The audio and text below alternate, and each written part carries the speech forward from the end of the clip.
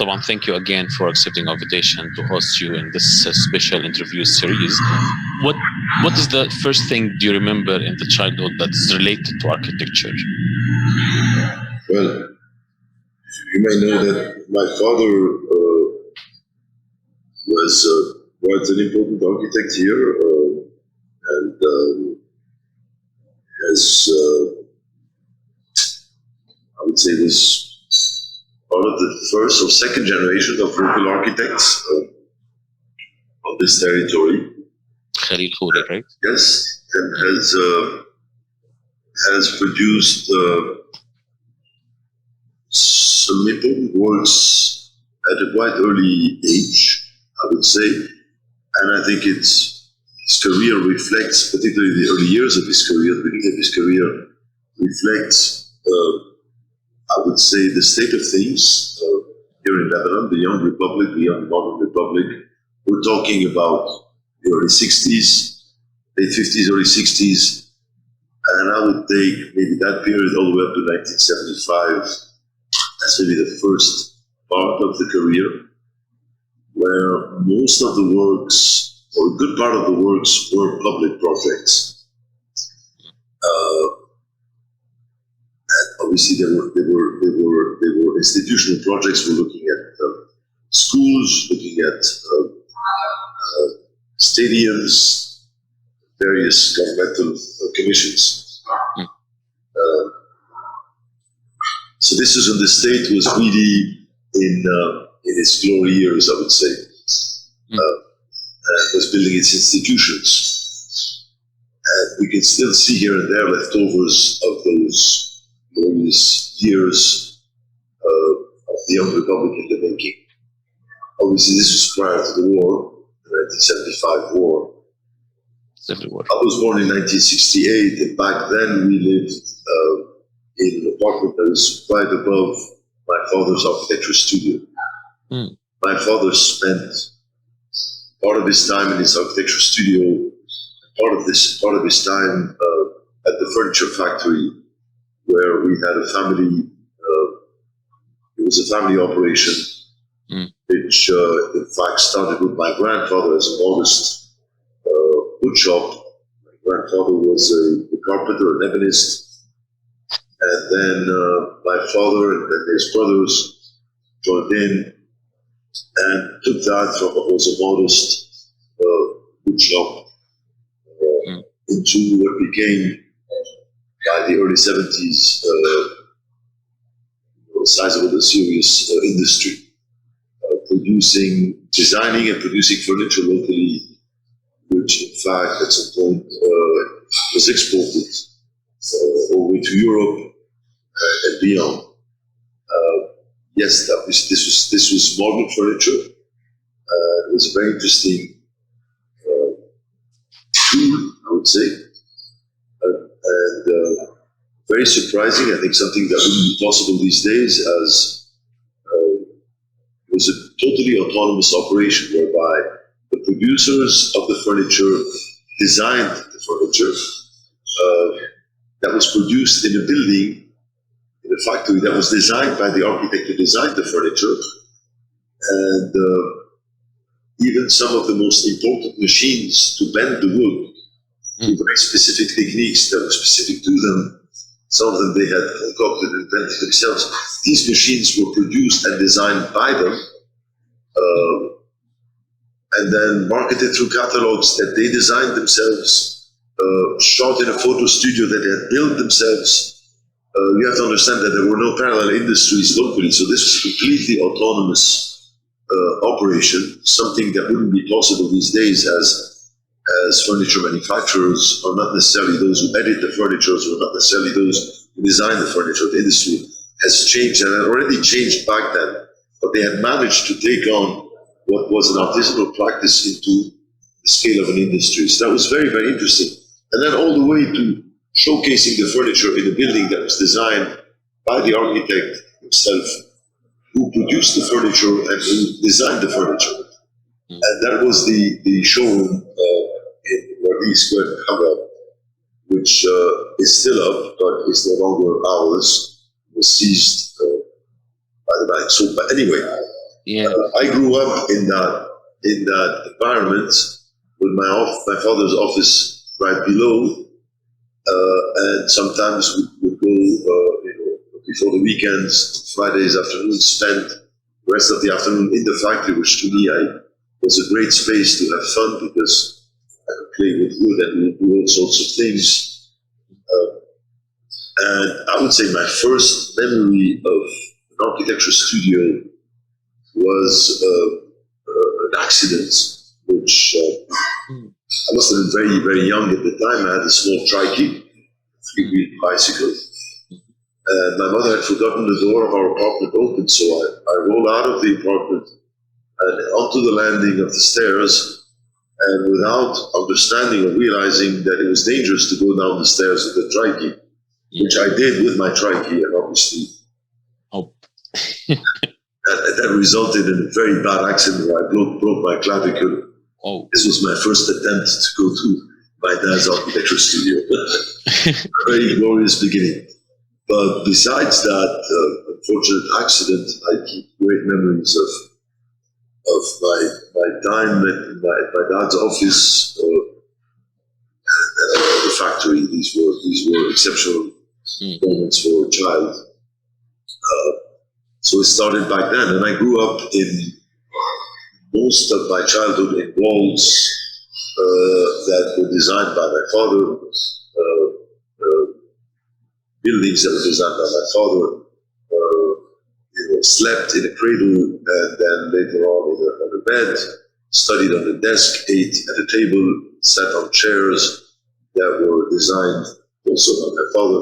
So it was all over me and everywhere I looked. And I had a very maybe over-romanticized vision of what the architectural practice would be through, a child looking at his dad and realizing what all of this would be. Only to realize, that for my generation was much different. And I took off and studied architecture very far from all of that in the US. These were the war years. I started in 1986, architectural education at the Rhode Island School of Design, which was a 5-year program, after which I continued my education directly with a master's at the GSD at Harvard. So altogether it was 7 years, which I think was too much time.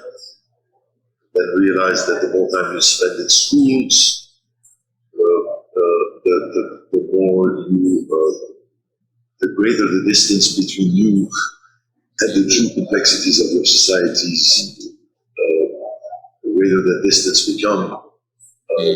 So I very quickly decided to get out of that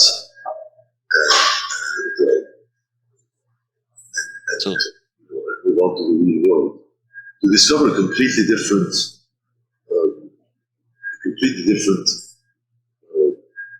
practice, which was very different from what I had envisioned as a child, looking at my father, who had moved on during the year and the post-war years to work for the private sector as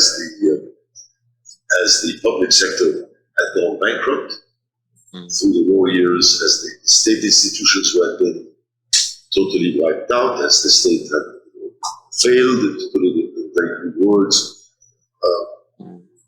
So the practice for him became different, and he started working primarily, pretty much exclusively for the private sector, as the public sector was gone.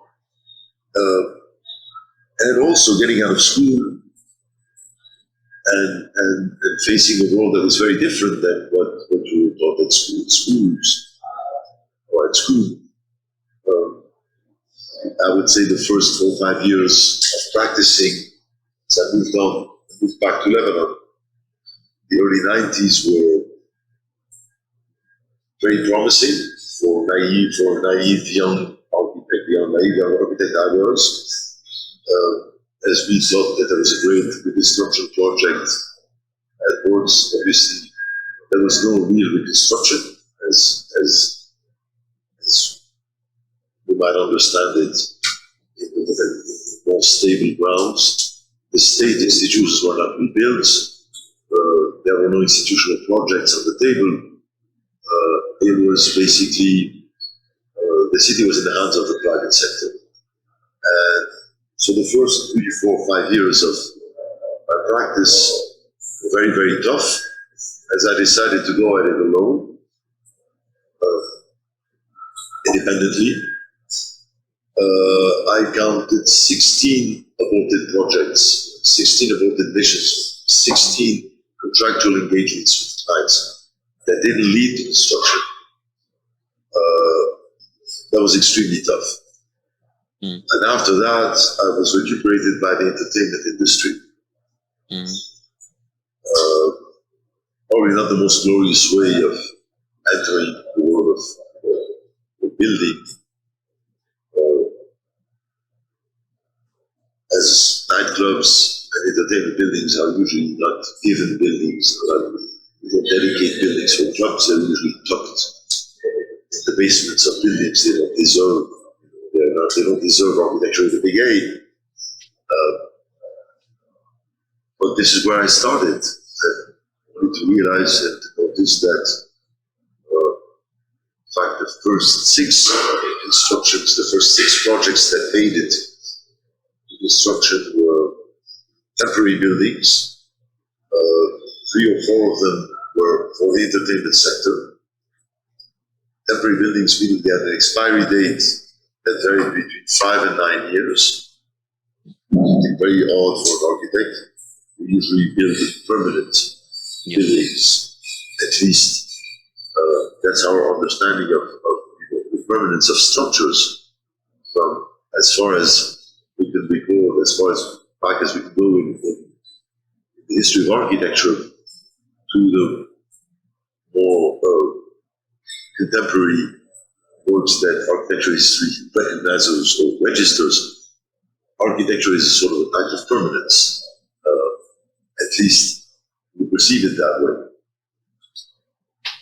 I came in from a completely different perspective because the first 6 commissions, every single building was given an expiry date, meaning I was told at what date it would be demolished.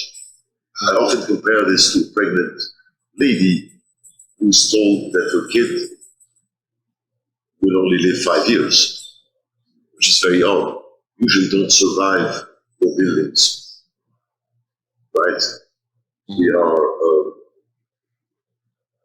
are the last profession that is still in many ways stuck in the Stone Age. It's a very strange relationship with temporality, unlike many other practices these days that are far more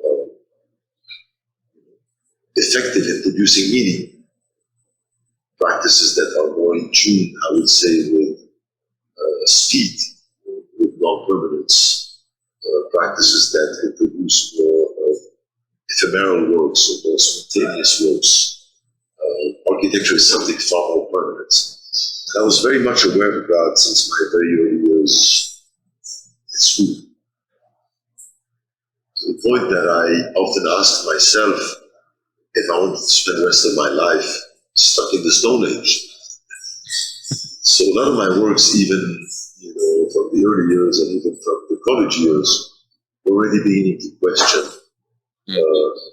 or tackle these issues of permanence, materiality, ephemerality, and so on.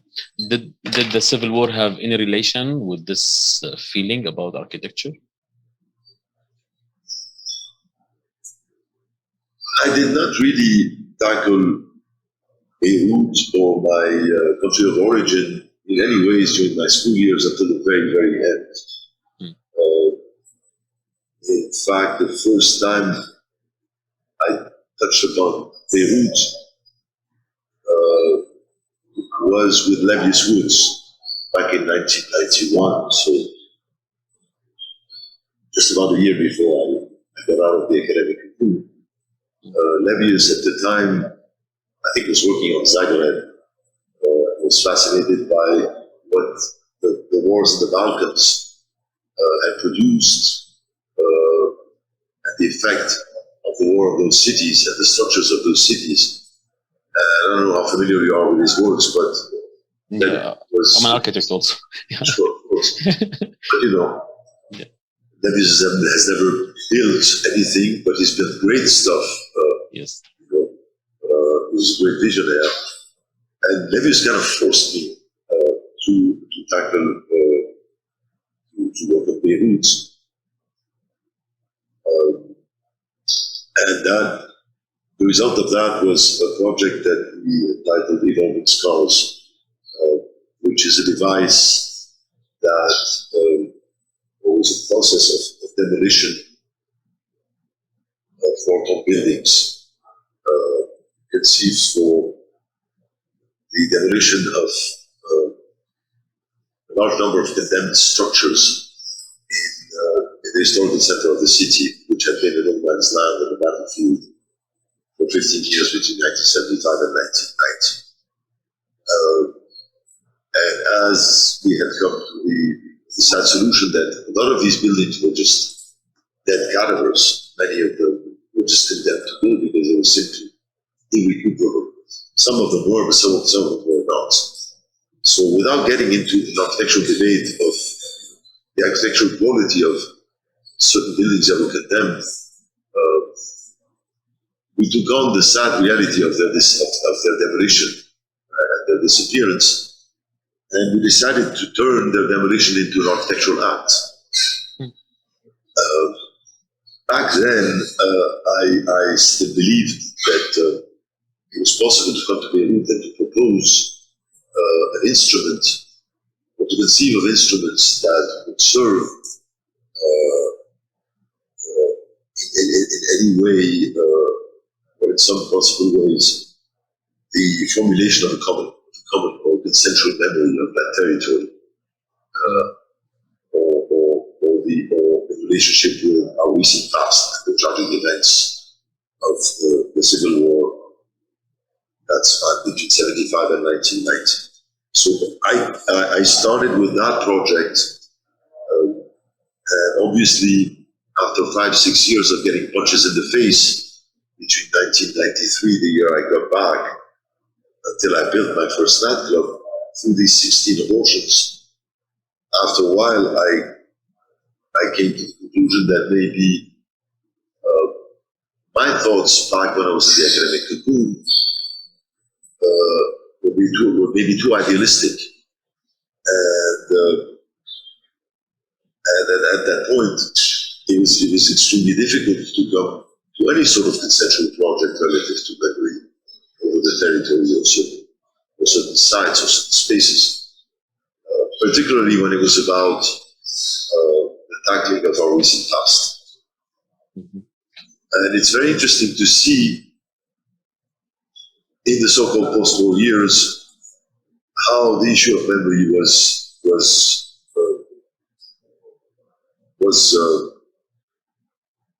taken on, particularly in the mainstream or political or through the political postural or positions of the successive post-war governments. I think obviously the most symbolic project was the Solidaire project, which was the private company that was in charge of the reconstruction of the city center. They had a slogan, which in Arabic was Beirut, Medina Ariqa lil Mustaqbal, Medina Ariqa lil Mustaqbal,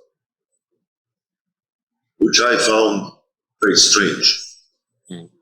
A city deeply rooted in the past for the future.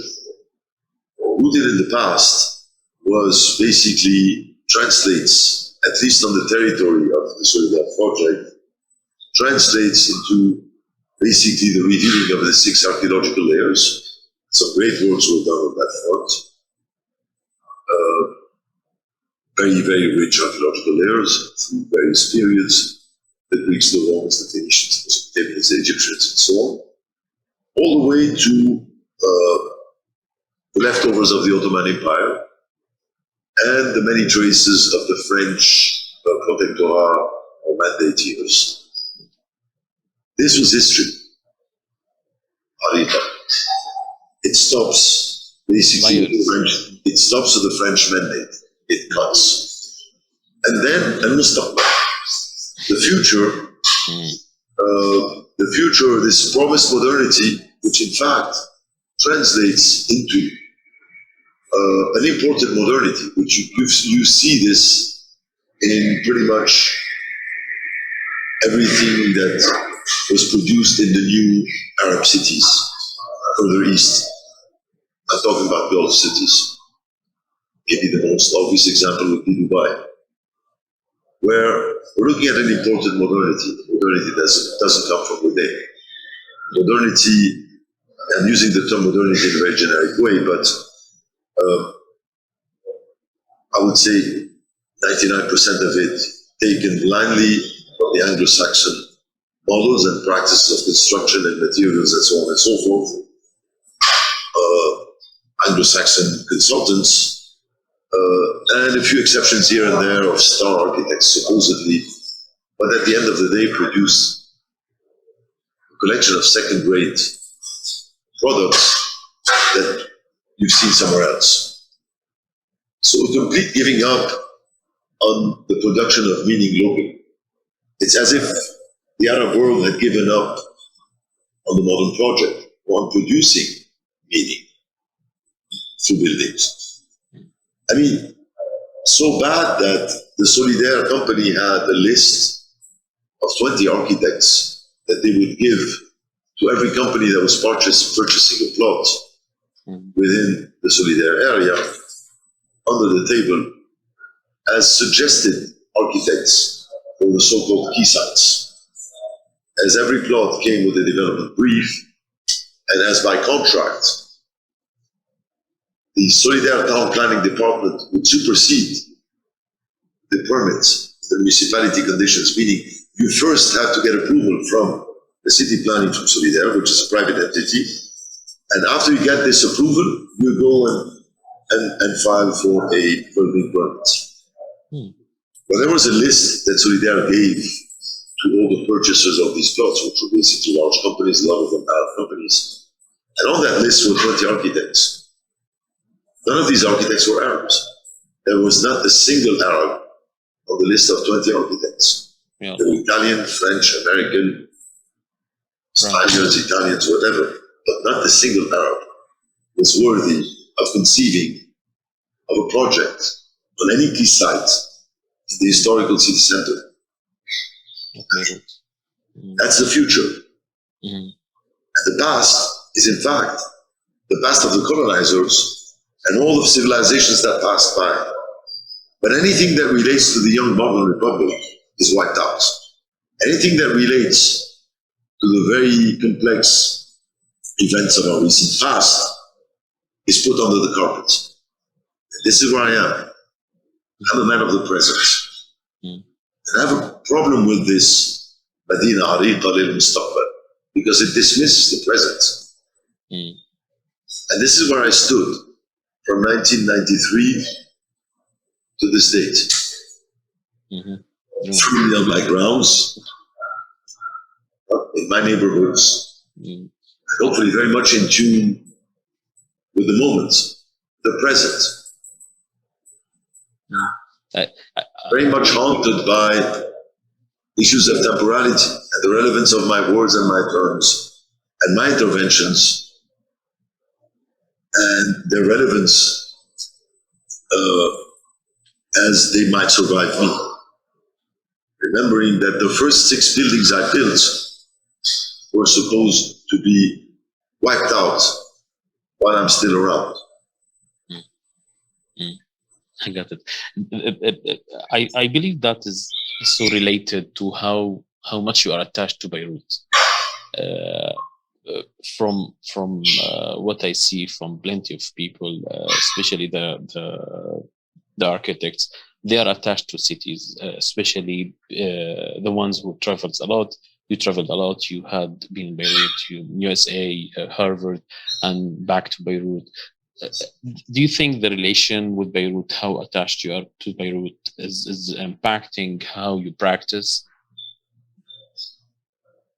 Well, I'm a very serious advocate of the local. And I have a good number of friends who have made that choice in various parts of the world. I think of Cherubino Gambardella in Naples. I think of Rudy Ricciotti in Andorre, the south of France. I may think of myself here in Beirut.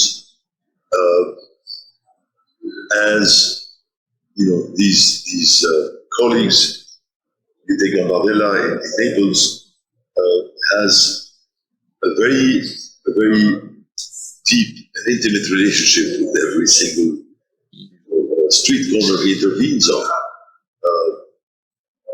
It almost feels like he owns the streets he walks on because he has a relationship with the context that is very different from the curious outsider. And no matter how curious you want to be as an outsider, you will certainly not have, you will not be able to see beyond certain layers. No matter how curious you are, and no matter how, certain architectural influencers have tried to convince us, over the last couple of decades, that by collecting data, you can understand the territory. So you publish a book that's this thick about Gulf cities, with lots of graphs and infographs and so on and so forth, and very cute graphics inside. You collect a few interviews along the way, and you've got an army of students at the GSD Harvard producing these documents for you. And you think you can understand Kuwait by measuring, the amount of liters that your average Kuwaiti, amount of liters of milk that your average Kuwaiti consumes a year, or many eggs he might eat a year, versus your average German citizen, or by, data. This whole culture of data I have a problem with. It's a serious problem.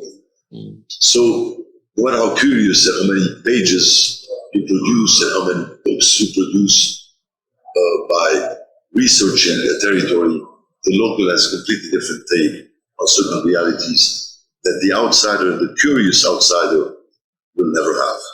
But what makes even a bigger difference between the curious outsider and the local is that the local can take certain positions given a situation, and even if they share the same problematics, the curious outsider and the local can take positions that the outsider will never be able to assume, because he has the complex of the colonizer. He thinks he has to be contextual. He thinks he has to act within a certain understanding of the context. And that understanding of the context, which is the consensual definition of the context, is what I find extremely reductive. The common denominator, that you might basically draw on various issues regarding a territory, that dismisses all what the common denominator misses. It dismisses all exceptions. And it is in fact these exceptions that make the territory, that can produce, in my opinion, meaning in the territory, and break the dangerous simplifications of those conceptual definitions. So I love locals, what they produce. It doesn't mean that I resist the intervention of foreign colleagues onto my territory, but I think it's very important also not to dismiss the locals, because the locals may do what others may not do. And I've built, a lot of my positions on that understanding. Sorry, that was cut. I built a lot of my positions on that opinion of the local. Yes. Since Rudi Ricciotti would do in Marseille what Koulas would not ever dare to do in Marseille, for instance. Yeah. And I would like to think that I could say certain things in Beirut that, no major, superhero, international superhero can take, simply because it would not be correct for him to take certain postures relative to the territory. I can be very self-critical. I can insult my own peers because I'm one of them. That makes a huge difference. So, if I may go back a little bit to the beginnings, how big? Because I see it interesting because a lot of architects that I interviewed had some influence from their fathers, especially, and I'm finding mutual points between there and there. So just getting excited about knowing how much do you think that was influencing you to go to architecture? Basically, your father is an architect also, so you lived in that environment, but you never had an idea of being a doctor, being any other career. Why did you go to architecture? Well, again, I think by idealizing what my father was, the father figure, and by enjoying the walls, I grew up in, and the comfort of the chairs and the beds and the cradles I was raised in, and I think that was very important.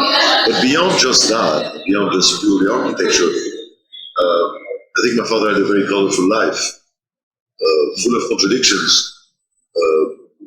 But very interesting. I've described the man who, in his very young years of practice, had served institutions, had certain political beliefs at the time, and the transformation, of his work according to and his strategies, but a certain vision of society that remains, and certain political beliefs that remain till the end. And that survived the drastic changes of the context he operated in the second or later part of his career. And I think I was fairly close to that, and was exposed to some of the complex realities I think that my father had to face. Through his career, his practice, his industry, even as a young kid, there were no secrets. It was an open book, so I was very exposed to that, and to me it was always only natural to be part of that. And maybe there were not the good reasons, but anyway, this led me to make a choice that sometimes I look back and I think it might be too early to decide at the age of 16, 17 what career choices you should make. But I did. My older brother is a medical doctor. My other brother is in fine arts and mathematics and so on. So my sister is a lawyer. I'm the youngest one,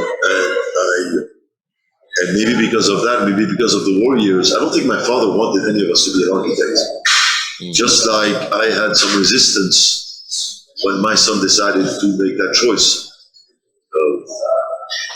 Because it's a very difficult choice. And it can be a wonderful adventure, but it can be extremely sour, extremely difficult. And it can be a very ungrateful practice sometimes, and extremely tough. It has destroyed a lot of people around me. And it's also interesting to produce incredible pleasures. But I'm very interested in this particular area because the period that you had your studies and architecture, etc., it's similar to somehow to a lot of Arab countries happening now, wars and difficult times, etc., etc. So getting the inspiration from someone who's successful in his career to the current generation, especially because you are also teaching in a couple of entities and universities, etc. Not all practitioners loves go to teaching and academics, which is rare, and it's very, very important. So I wanted to know what is the relation, or how it's linked between academic and the practitioner. Do you think it's important to you? Well, I wouldn't go as far as saying that I'm teaching, because I've done a few gigs, as I call them, here and there. A little bit at the American University of Beirut. I had a studio at le PFL, l'École Polytechnique Fédérale de Lausanne, in Switzerland, l'École Spéciale d'Architecture in Paris. It's something at Otis in California and LA, Bilgi in Turkey, University of Naples. But I do every now and then a studio, and I try to condense that, because I'm very present in my practice. I cannot leave my office for long periods of time. Never out of here for more than 5 days or a week max, because I'm still very old school when it comes to practice. Very present in my practice.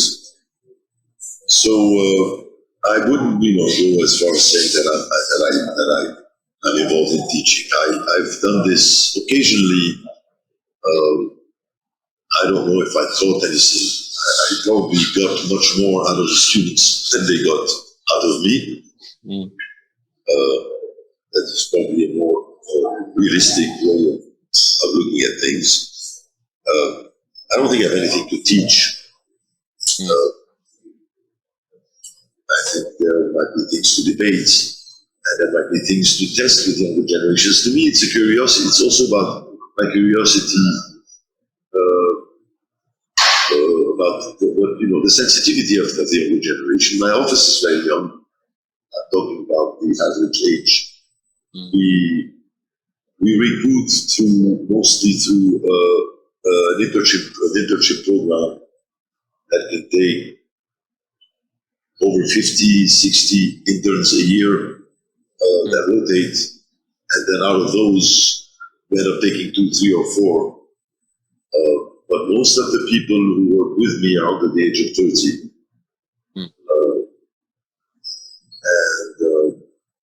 So the blood keeps renewing itself. It's very tiring, because somebody's with you for only a year or 2, and then moves on, leaves the country. It's mostly the case. You have to start over. It's very tiring. It requires a lot of energy. But I do get a lot out of that. As these younger people bring to me this young blood, but in good words, that is absolutely necessary to stay awake, and hopefully with good muscles and in good shape. Yeah. Since we are in your studio now, who's Bernard Khoury in the office? How's Bernard in the office? Let's say, if people going to describe, your team, your people, how do you see yourself in the office? Well, we have a very, I would say, very specific practice and structure that I have engineered over the years to adapt to the way I work and to my context and the very unstable grounds in which I operate. So basically, there are no employees here. It is relatively a small studio in terms of number of people that was never fatter than 25. We peaked at 25. In fact, I don't really know how to operate beyond 15, roughly. I think beyond a certain number of people, to me, it becomes a whole different ballgame, a completely different way of operating. I'm, in fact, the one who keeps pushing. No, it also slows down the office because I am basically, it funnels down to me at the end of the day. So if I had another 50 or another 100 collaborators, I don't think I'd move faster or I would produce more. At the end of the day, because I'm very present in what we do, there is, I cannot go beyond a certain scale. And we intend to keep it that way. But we don't have, there are no employees here. There are independent contractors who basically take on tasks and bill me for those in different ways, whether it is through tasks or through a certain number of hours for these tasks to be performed. So they're very independent. Think of them as medical doctors sharing a hospital. That's how I sort of engineered it and put it together. At which point, some of the people, the collaborators who worked here as subcontractors, ended up producing their own work out of here, but over the table very clearly. The idea is that we share this space and its resources, just like a bunch of doctors might share medical practice or a hospital. And that's how I'd like to look at it. And the intention behind that was that I would not become the hostage of a large-scale operation, which would require a certain volume of work to keep going and operating. And I think this is the trap in which pretty much every architect falls in when he goes to take on what was always starts as a small studio and then suddenly grows into a bigger and bigger and bigger practice, regimented by procedures, and at the end of the day, you have to feed the animal, and to feed the animal, you're going to take more work and more work and more competitions and more concentrating work, and keep going, and then the more work you do, the less attention you pay to every specific project, every specific operation you're involved in. And I don't believe in superheroes that, I always make this very blunt, vulgar comparison, but I cannot satisfy 20 women in bed at the same time. It just doesn't work that way. You cannot be a good lover with 20 different lovers. It just doesn't work. It's impossible. No matter how strong and how smart and how slick you think you are, it doesn't work that way. So sometimes, as you grow, and we have, the acceleration is something you think you control, but at some point you get tempted. And looking back, yes, there were periods where I think we took on a bit too much. And during those times, I think I missed my early years, and it still happens, I have times where I sit back and I say, I miss those early years when, it was one project, full dedication to one single project, and you wouldn't move on to the next project until that one project was totally mission accomplished. You can't do this when you have a big practice. It's impossible. I don't understand the people who, strive for the practice of 100 people, 200 people, 300 people, and the bigger, the fatter they become, the more happier they think they are. But it's in fact inversely proportional. I think the bigger the office, usually, the less interesting the work. That's just the way it is. Yeah. Unless you establish procedures that can be recycled, that can perpetuate and that can adapt to various different situations. But I don't think we live in times today where I think we've gone beyond, the universal certainties, whereby one solution for Algiers would apply in Marseille, or would apply in Berlin, or would apply in Houston, because there were universal certainties. I think that's over. It's been over a few decades ago, 40, 50, 60 years ago. The more we move on, as I told you earlier, the more I'm convinced that you might have a chance of producing meaning if you are extremely specific, obsessively specific. You might get a chance of producing something relevant. The more you take a distance from the specificity of the moment, the situation, the site you're addressing, the more you take on a distance, or the more you kind of generalize, the more your question is general, the less you have, lesser the chances to produce anything relevant. This is the only certain thing I can say after 30 years of practice. If I may back again to the beginnings, the furniture and manufacturing industry, machinery, I believe these had something to inspire you. I can see some of the projects and your designs, etc., have something related to that. Yes or no? Well,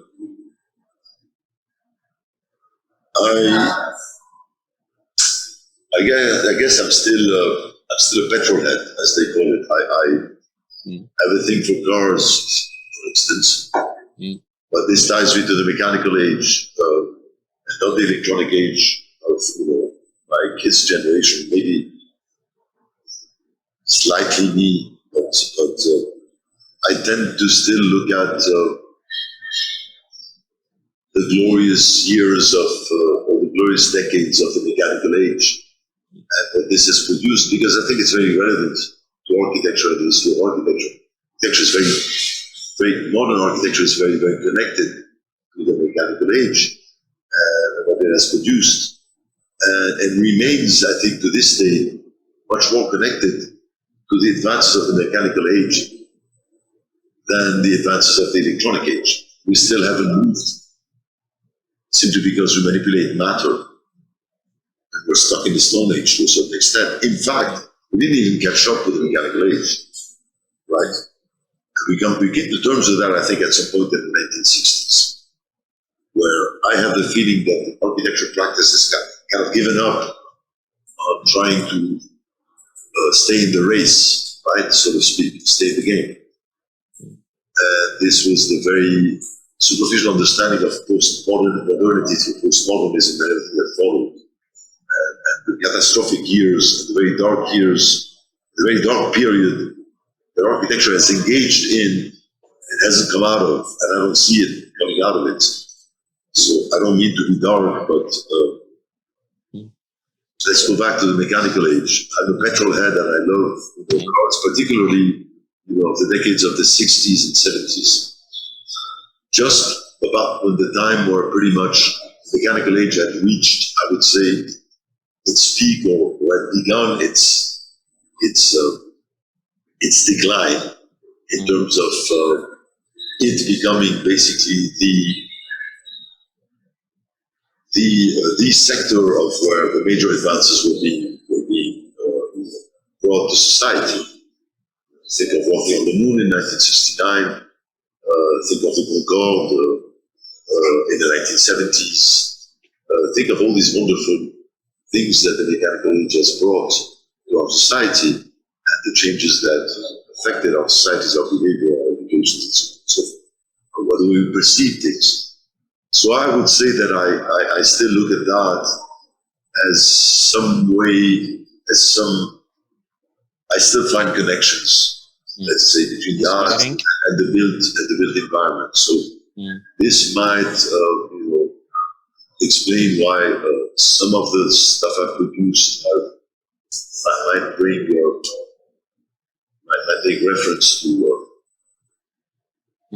my big heroes are Marcello Gandini from Bertone, who's one of the greatest car designers of all time.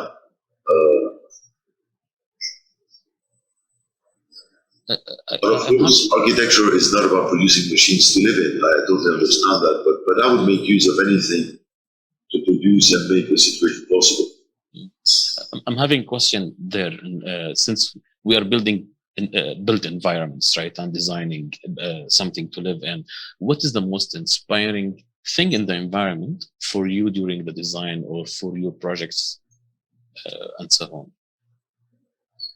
Well, again, I would escape the general terms, and would rather answer you by saying for every project is different case. The condition of every project is an understanding of a condition, is certain reading, a certain interpretation, and then the perversion of these realities and the construction of another reality, and that's how the proposition comes in. So I don't go into a situation with, I try not to have any, I try to stay away from reflexes. And I love this feeling of getting into a situation with absolutely having no clue of how I'm going to get out of it. Absolutely no certainties, no clue whatsoever. And the more I'm disoriented in the beginning, the more I enjoy it. And the tougher the choices are, the more complex it is, I think the better of a chance we have to produce anything relevant. So, related to that, you had a couple of projects in different cities around the world. What was the challenge when designing something in Berlin or in Armenia or in different countries other than Arab countries, let's say? Designing in Kuwait is completely different than Beirut for sure, but and somehow what is the challenge was for you there? Our first commission ever outside of Lebanon was in Berlin, of all places. It was back in 1999. And then since then, we made the count the other day. We have had missions in 17 different countries. So that's pretty wide for someone who pretends to be a local, who's an advocate of the local. True. But I must also say that I might feel more at home in Miami and right across the street in Beirut. It's not necessarily only about geography, right? So there are situations in my own neighborhood, so to speak, where I am a complete foreigner, where there's no possibility to understand or to question what precedes the architectural act, simply because in front of you have a system, a client, an institution, whatever it is, that comes in with a very tight package of conditions and with very set solutions in mind, and gives you very little margin as an architect to try to understand, re-question, or try to look at what precedes the architectural act from another perspective. And I think that's the most interesting thing. It is, hopefully, to be able to take part in what precedes the architectural act. See, I often compare architecture to sex. Sex is not interesting if there's nothing that precedes it. No interest at all in that, right? But the act of love can only be the result of something that was constructed prior to the pure physical act. Same applies to architecture. So I was fortunate in many of our projects to have had the chance to basically engage in those discussions, sometimes extremely heated, sometimes extremely complex and difficult, with lots of ups and downs, but very often have led us to be part of what precedes the act and construct a condition that makes the act far more interesting than if we were to take the program and perform good architecture and limit ourselves to that. I'm not interested in making good architecture at all. It's very secondary for me. I think it's the understanding of the conditions of the situation, its reinterpretation, its reformulation, its manipulation, its perversion, whatever, could eventually produce interesting architecture simply because it would produce interesting situations or relevant or pertinent meaning. This is good architecture, in my opinion. The rest of it, the slick images we see in the polished pages of our architecture books or magazines or recently, Instagram and other means of circulation. I'm not interested in that. I can see you take special poses and different pictures and buildings where I think it means something for you or express something in the buildings. I asked that question because I'm trying to understand or to find the inspiring. What was the successful point you did where you just explained in different countries and etc. about architecture? But you talked about Armenia, for instance. Yes. Our relationship with the Tumo project, more specifically, was a very interesting story, because it starts with, in fact, 3 or 4 years before we completed our first project for Tumo. And we were brought into the team as they were constructing basically the strategy of that school. They were literally building the model, the educational model, its structure, the different interfaces, and how it was going to basically, it was fascinating to see that happen. Way before there was a site or building or anything, we were brought in at the very beginning. And this is where I consider this an exceptional client, a very intelligent client. And as we were brought in very early into the process, very intimately into the kitchen, slowly but surely we started adapting with them, with a very, very close relationship with the engineers who were behind the programming of that school. Literally, the wiring systems, the seating systems, the furniture systems, everything was built around a very specific logic. And you cannot take any piece of furniture or any piece of equipment or any invention we produced to them and put it out to the world, because it was done for them. It's only relevant to them. It loses its meaning if you remove it out of its context. And then Tumo took on, surprisingly, had a kind of a snowball effect and became a universal phenomenon, because now there is Berlin, there is Paris, there's going to be a Tumo everywhere. It's beyond the Armenian territory, and I'm very happy to have been part of that. But I'm thinking of that. I'm thinking of BO18, the first project I ever built, which was a club again that started literally as a very close collaboration with the person who was running the operation, inventing the operation itself. And I think it's far more interesting to bring architecture into the kitchen at a very early stage, so that it really develops out of that, rather than coming in as a last layer to embellish, supposedly, or to package something that has already matured and grown and taken on meaning. I would like architecture to be part of the very essence of a project, of its genesis, before the building. Then eventually the building will become very interesting, because it will be very specific. Mm-hmm. I saw in your website, especially all the projects that been completed or redesigned, not like other architects. You describe and have the history of the project and what it was and how it happened. Would you care to have a long brief for these projects? This will be my last question now, so I don't want to delay you more.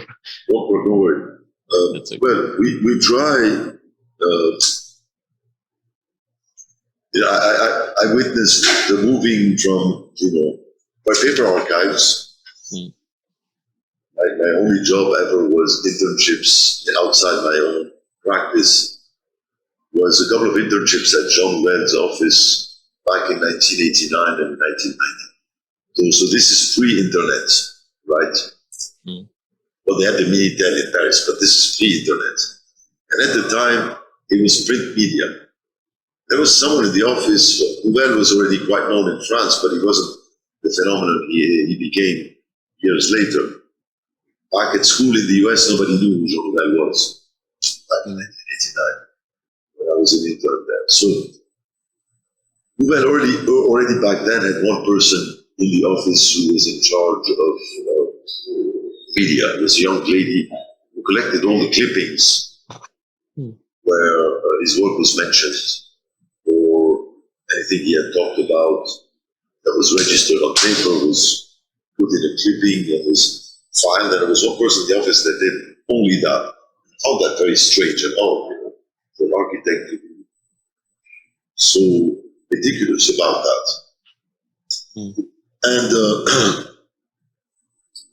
And then I later understood, as I got to know this person who was in charge of doing that Noel was very aware that it is not, you don't do work and then represent it. You cannot separate the representation of the circulation of the work from the work itself. You should not accept the fact that one precedes the other. They have to be together. They're the same. The circulation of the work is part of the work. And every single word or clipping about the project becomes part of the project. You cannot separate one from the other. It is extremely important to even have affected the structure of the office and how it operates. There was someone there. The team wasn't that big at the time. We only did that. This was print period. And obviously, in print, the information was far more, I would say, consistent than what you see today on Instagram. In fact, I have someone in the office who does that, who's in charge of keeping the website updated, is in charge of all the social media. And every time I give her an advice, I'm wrong. Because I simply don't understand. Because every time I give her an advice, it is about posting or trying to make a circulation, or trying to make an information circulate that simply cannot circulate in an instantaneous image. So every image I pick, they measure by likes, is a flop. Every image they pick, it's a top. It's very funny. The images I don't like, which are the very easily digestible images, are those who attract attention. So we're no longer in a clipping or in a print culture. We're in a culture which is far more dynamic, but at the same time comes with the danger of proposing too quickly, sometimes too superficially, information that may dismiss the more important substance of the project. So we try with them. So in the middle of that, you've got the website, you've got the social media, you've got the print stuff, and you've got the website. And I intend, because you brought the website up, I try to keep the website as serious and as consistent as possible. Meaning it is a very, very loaded site. We have in it, I think, over 150 projects. It's very heavy, yes. Thoroughly documented, with a descriptive text that tries to be, obviously, you also have to be realistic, but we try to condense as much as possible, but still, we have to be consistent, understanding in writing form of what it is. And then we try to load as much as possible, images as much as possible, to give a clear picture, a consistent picture of every mission. Unlike the more trendy websites today that are snaps that you can go through, in a couple of minutes, or sometimes in seconds. So I try to keep some substance in my website, but I know less and less people visit websites today. Circulates is you write a book, you spend a year writing a book, or I don't know how long, and it gets printed. You put 3,000 copies as a first edition, but then you post something on Instagram and you've got tens and hundreds of thousands of viewers instant. Sometimes more than the erection of a building and the number of people who will see the actual physical building in all its lifetime. So there's something absurd about that. And we also have to adapt and understand this, because it goes completely against the logic of our practice, which again has a very different relationship with temporality. We start more permanent, very slow practice. We start a mission.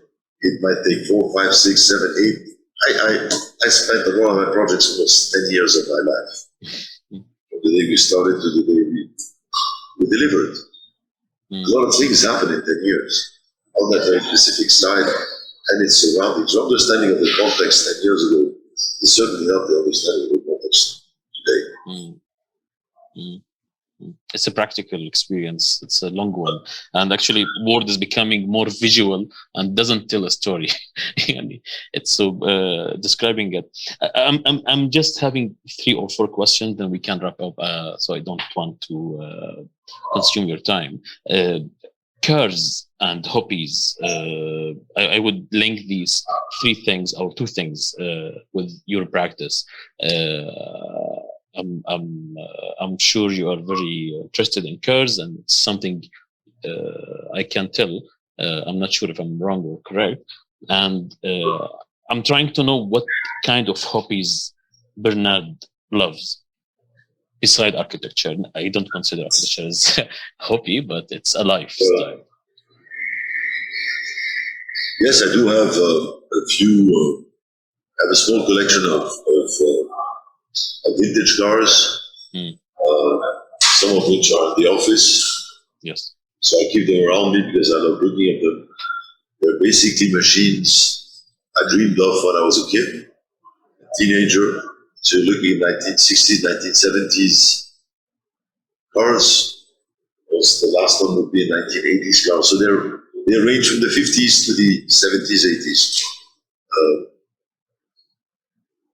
Due to the condition in Lebanon lately, I drive them quite rarely. Usually on Sundays, very discreetly, I go take a little spin because you have to keep these engines running. They have to, otherwise they deteriorate.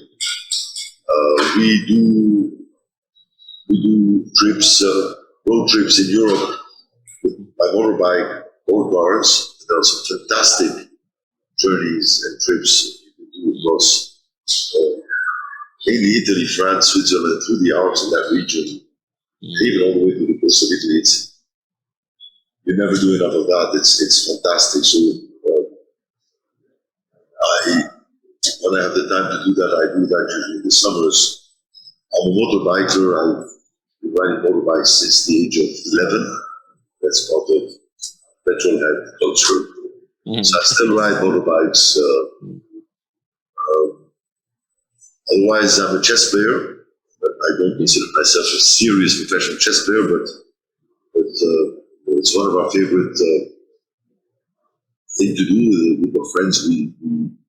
We align chess balls and we start playing, and we have a lot of fun doing that, and sometimes we play all night, sometimes all the way to the morning. It's fantastic. Well, that's what the recurrent hobbies is probably that.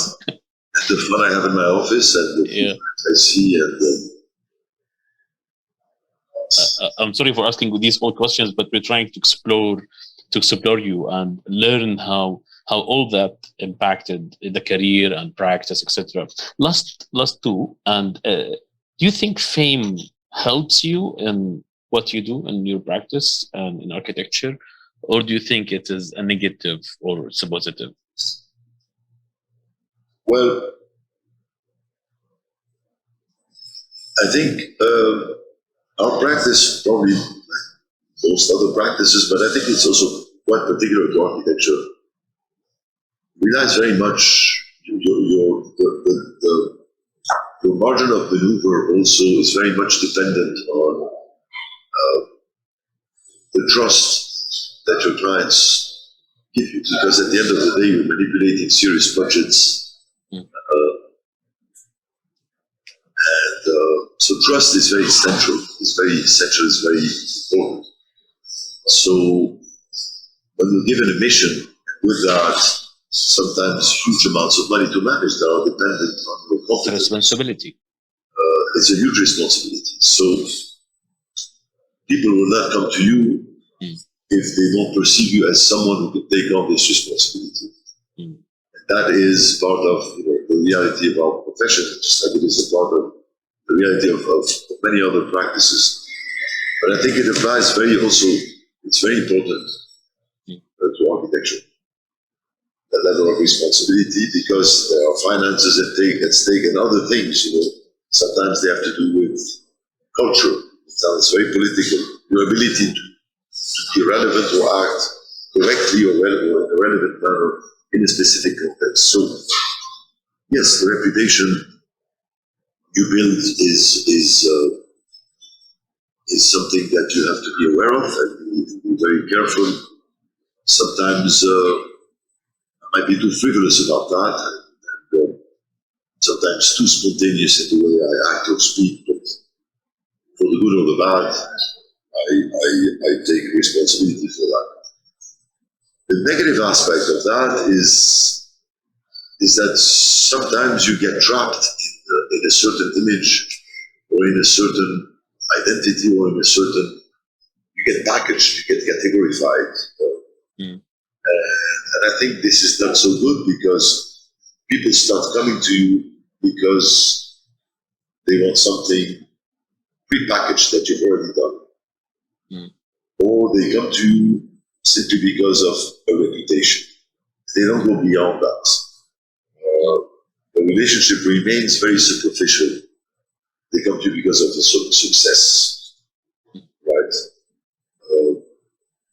And not necessarily for the good reasons, because you might have succeeded somewhere and not be successful in another situation, and vice versa. So it has its good and it has its bad. My last question, which is based on trust and responsibility, how it leads to how busy we are in architecture and practice, projects, etc., but there is also personal life, there is family, there is life in general. How does that impact everything related to your personal life, with architecture, being busy, the trust and responsibilities that you have? This was my last question. I think it's a profession and it's a practice that requires a lot out of you, a lot, sometimes too much, because if you really take it seriously, it will follow you. It will follow you every act and move, and it will lead you up. That you will do this voluntarily. It's a kind of a suicidal. But you enjoy it. We're very masochist sometimes, because we get pleasure out of that.